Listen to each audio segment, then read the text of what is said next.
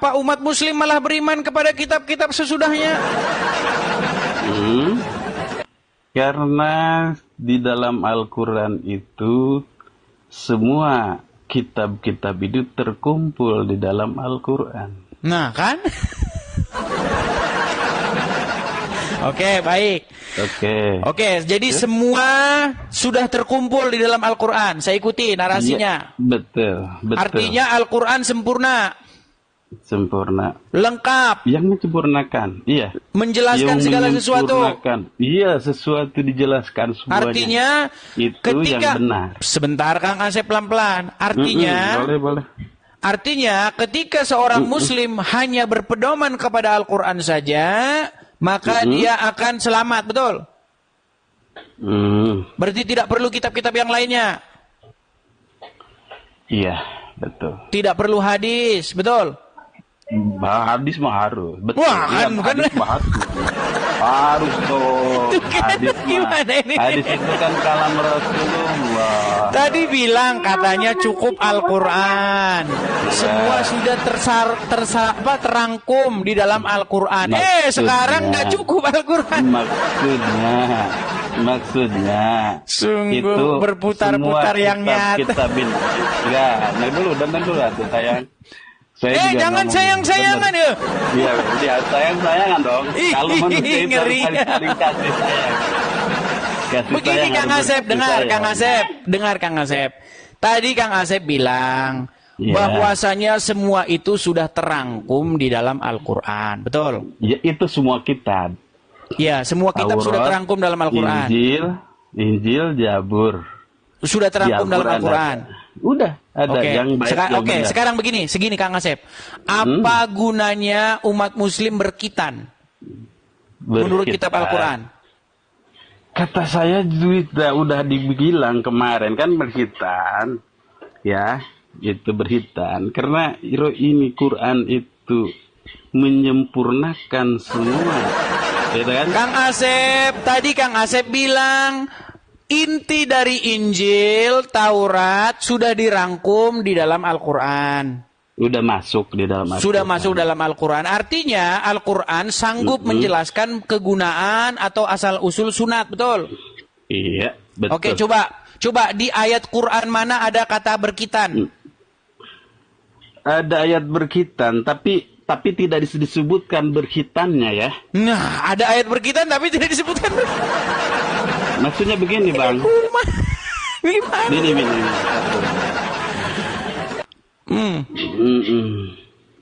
Saya itu, Kang Asep, saya sudah membaca Al-Quran itu lebih daripada 100 kali khatam. Dari Al-Fatihah sampai Anas. Balik lagi ke Al-Fatihah. Bahkan saya bilang, saya berani, saya yakin tidak ada umat Islam di bawah kolong langit ini yang lebih banyak baca Quran daripada saya. Nggak ada satupun. Oh iya, betul. Bisa saja. Makanya saya bilang, di dalam Quran tidak ada kata kitan. Berkitan pun nggak ada dalam Quran. Betul. Terus kenapa Anda nekat mengatakan Quran menjelaskan segala sesuatu? Kan di surat Al-Baqarah ayat 1, 2, 3 dan di dalam surat Al-Baqarah ada ayat yang berkata, maka ikutilah milah Ibrahim. Betul? Ya, betul. Oke, sekarang begini, apakah menurut Al-Quran Ibrahim itu berkitan? Iya. Oke, kalau ada ayat dalam Al-Quran mengatakan Ibrahim berkitan, saya lompat dari Monas. Tapi kalau tidak ada, sebentar. Kalau tidak ada, tolong Anda akui bahwa Anda sudah memfitnah Al-Quran. Bagaimana? Enggak memfitnah Al-Quran. Ya sudah, Anda mengatakan bahwa dalam Al-Quran. Sebentar, kok apa Kang Cecep? Baca dulu. Kang Asep, dengar. Anda mengatakan bahwasanya di dalam Al-Quran Ibrahim bersunat, betul? Kenapa Anda fitnah? Bukan fitnah. Tenang aja dulu. Oke, coba silakan. Di Quran mana Ibrahim berkitan? Kan milati Ibrahim, ya kan? Milati Ibrahim itu adalah sesuatu yang Allah perintahkan kepada Nabi Ibrahim, itu ada 10. Ya. Iya, di Quran mana? Itu di Al-Quran. Di Quran mana? Gini aja, tunjuk aja ayatnya bahwa Ibrahim itu berkhitan dalam Quran. Aduh, 100.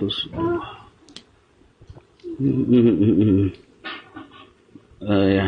Waduh, berat yang nyata ini teman-teman ya. Enggak berat yang nyata. Aduh, difitnah lagi Al-Quran, katanya Ibrahim sunat, padahal di dalam Quran tidak disebut Ibrahim sunat. Di Quran mana Ibrahim sunat? Iya, itu pertanyaan itu tuh. Sebentar dulu ya. Kenapa umat Islam suka memfitnah? Wa idibtala Ibrahim bikalimatin, ya kan? Apa artinya? Artinya tatkala Allah memberikan ujian atau kitab, ya, yang ditulis dalam kitab, yaitu dilaksanakanlah oleh Nabi Ibrahim. Itu perintah Tuhan. Dilaksanakan. Pertama, haji.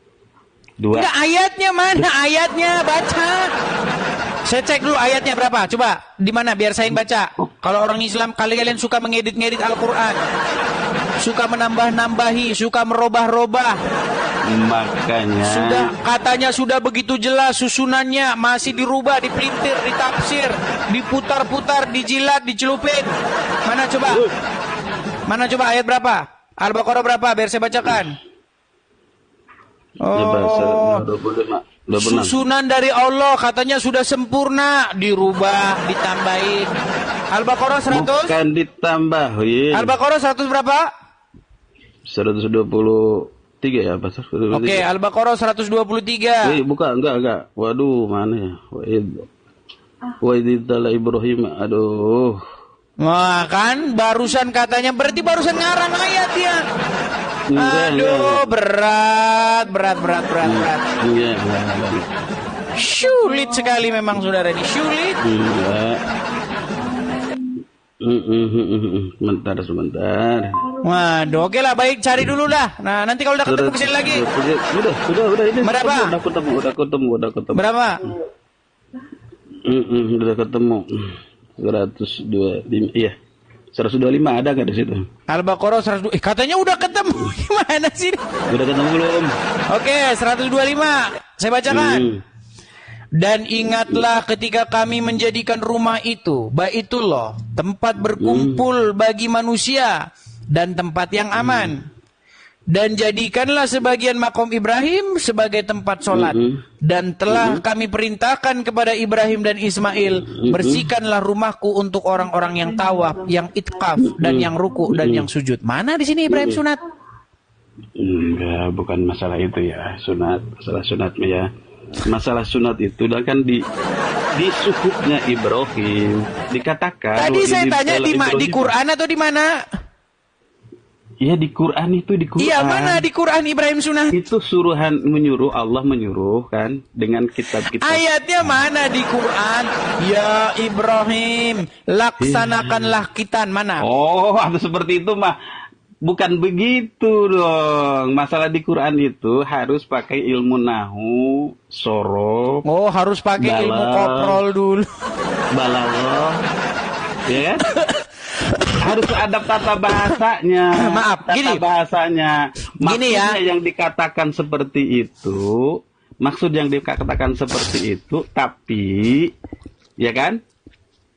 Ini makanya saya bilang berat ini. Begini. Mananya milati Ibrahim itu yang diwajibkan oleh Allah itu yaitu berhaji, berkhitan, ya kan? Tuh, berkhitan, berkurban. Baik. Nah, baik, itu tapi ayatnya nggak ada, itu Anda karang sendiri. Gini. Mana ayatnya, Asep? Dari tadi disuruh nunjuk ayatnya malah ngarang sendiri. Ngarang sendiri. Mereka ini tidak percaya bahwa Al-Quran. Makanya saya bilang teman-teman, saya percaya bahwa Al-Quran yang sekarang ini sebenarnya bukan Al-Quran yang asli. Nih. Iya. Ini kata sebentar, coba nih. Coba Anda bacakan dulu ini. Coba sebentar. Kang Asep. Coba tolong bacakan yang ada di layar, coba, tolong. Apa bacanya, coba? Coba baca. Enggak kelihatan. Allah. pantesan saja tidak pernah bisa melihat kebenaran.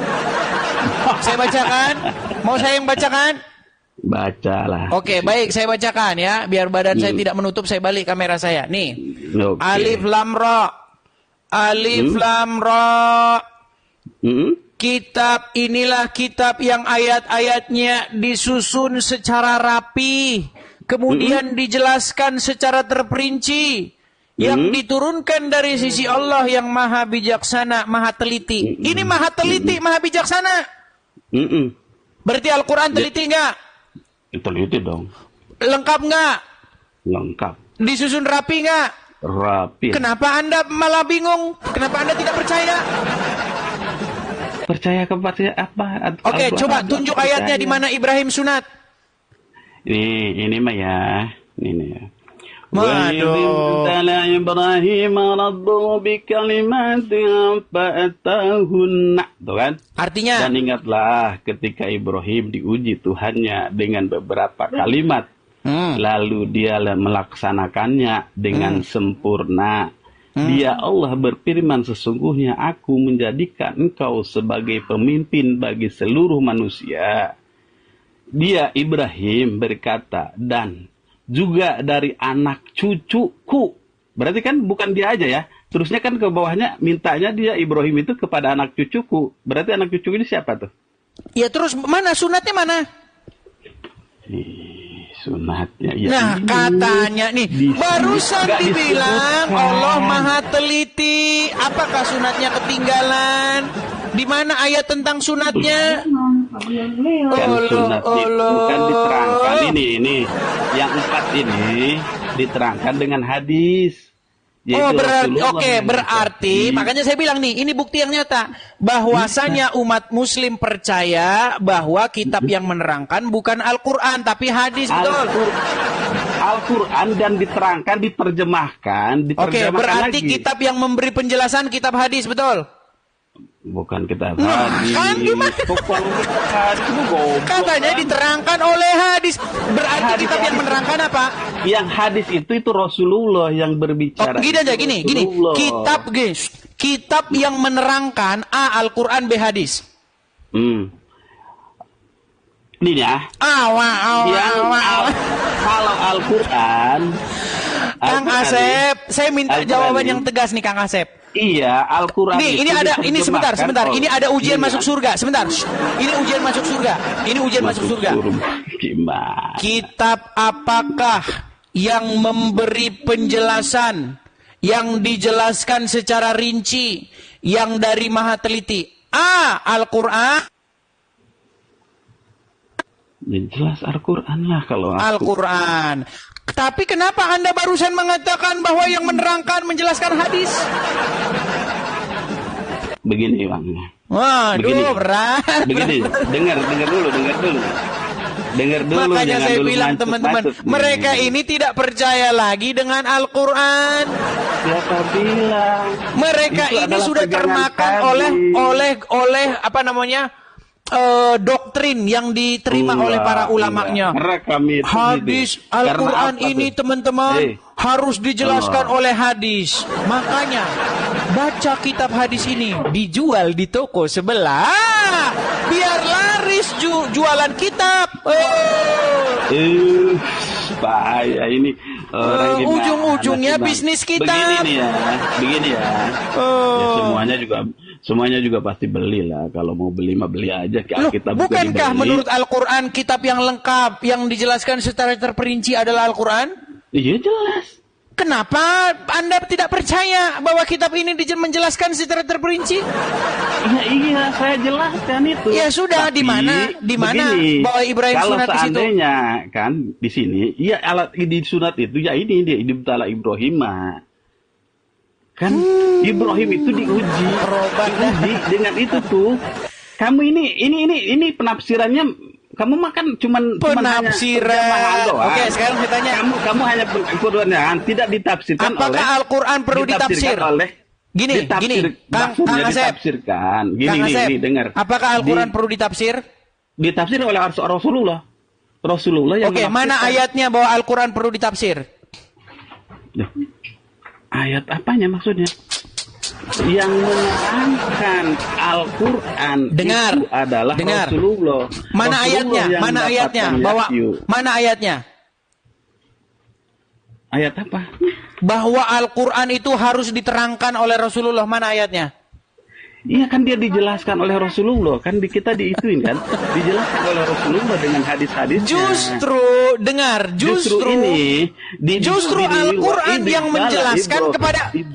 Justru Al-Quran yang menjelaskan kepada Muhammad. Malah Muhammad yang menjelaskan Al-Quran. Al-Quran diturunkan kepadamu untuk menjelaskan segala sesuatu. Betul. Al-Quran itu diturunkan kepada Nabi Muhammad. Dan Nabi Muhammad yang menyampaikan kepada umatnya. Dan diterangkan dengan sejelas-jelasnya. Dengan berarti Al-Quran kurang jelas. Nabi Muhammad. Berarti Al-Quran kurang jelas? Jelas. Oh jelas, tapi perlu dijelaskan lagi. Gimana sih? Dijelaskannya oleh Rasulullah.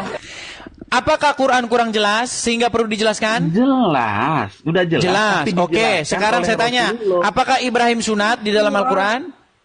Ya ini ayatnya ini btala. Ayat itu berbunyi, ingatlah ketika Ibrahim diuji oleh Tuhannya. Iya, betul diuji. Mana di situ dia sunat? Diuji. Iya, mana di situ dia sunat? Diuji dengan menyembelih anaknya, ya kan? Dia di mana di situ sunat? Iya, ini di sini sunat itu termasuknya di ayat ini. Aduh, makanya saya bilang, dan mereka inilah suatu kaum yang menambah-nambahi yang tidak ada menjadi ada. Dan apakah itu kaum yang mengada-ngadakan sesuatu yang tidak ada menjadi ada? Mereka itu tiada lain bukanlah tukang sulap dan tukang sihir. Siapakah itu tukang sulap dan tukang sihir? Yaitu mereka yang mengatakan yang tidak ada menjadi ada. Ketika yang tidak ada menjadi ada, diada-adakan. Itulah tukang sulap dan tukang sihir. Emang ayatnya juga begini. Ada juga di Al-Baqarah tuh. Menambah-nambahkan yang tidak ada menjadi ada. Tulijul laila fin nahari wa tulijul laila berat ini mereka ini teman-teman, ya kan? Tulijul laila fin nahari wa tulijul nahara. Oke lah Kang Asep, gini. Rijal hayya minal mait. Begini Kang Asep. Maita minal hayy. Ayo kamu. Ngomong Kang Asep, begini dengarkan. Dengan air saya tunggu Anda untuk membawa dalil di dalam Al-Quran yang menyebutkan Ibrahim bersunat. Nggak usah Ibrahim sunat lah. Kata sunat atau kata kitan. Kalau muncul kata kitan di dalam Al-Quran, saya lompat dari Monas. Kalau kata kitan itu muncul dalam Al-Quran. Mau muncul aja kagak, sekali aja kagak. Benar, kalau yang dikatakan seperti itu memang tidak dimunculkannya nih. Berarti Al-Quran tidak rinci, betul? Bukan masalah tidak rinci, karena Al-Quran itu kan tidak menyebutkan, berarti tidak rinci, betul? Loh, itu sunat termasuk. Coba. Berat memang. Sunat. Gini aja dah. Kang Asep, gini Kang Asep. Ini terakhir nih Kang Asep, gini. Enggak lah. Gini Kang Asep. Ayo. Ketika Muhammad merasa ragu-ragu tentang ayat yang diwahyukan kepadanya. Kepada siapa Muhammad disuruh? Mau saya tunjukkan ayatnya jika kamu ragu-ragu? Mau saya tunjukkan ayatnya? Coba, ayo. Coba boleh. Buka surat Yunus. Boleh. Baik, nih. Surat Yunus ayat berapa? Nih.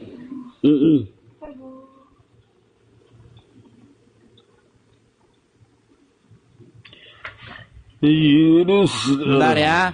Bukakan Quran surat Yunus ayat yang ke-94. 94. Ya. Oke.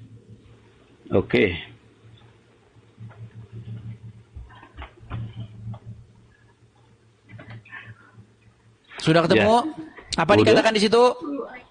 Maka jika engkau, wahai Muhammad, berada dalam keraguan tentang apa yang kami turunkan kepadamu, maka tanyakanlah kepada orang yang membaca kitab sebelummu. Sesungguhnya telah datang kebenaran kepadamu dari Tuhanmu, maka jangan Kalau ragu disuruh kemana? kali engkau termasuk orang yang ragu. Kalau ragu disuruh kemana? Apanya? Kalau ragu disuruh nanya kemana? Meninggal dunia.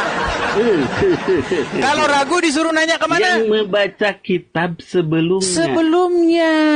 Jadi rujukan Al-Quran itu adalah kitab-kitab sebelumnya, betul? Iya, betul. Tapi masalahnya kalian malah beriman kepada kitab-kitab sesudah Al-Quran. Ya, itulah yang menjadikan kalian sampai sekarang terkesan seperti beo.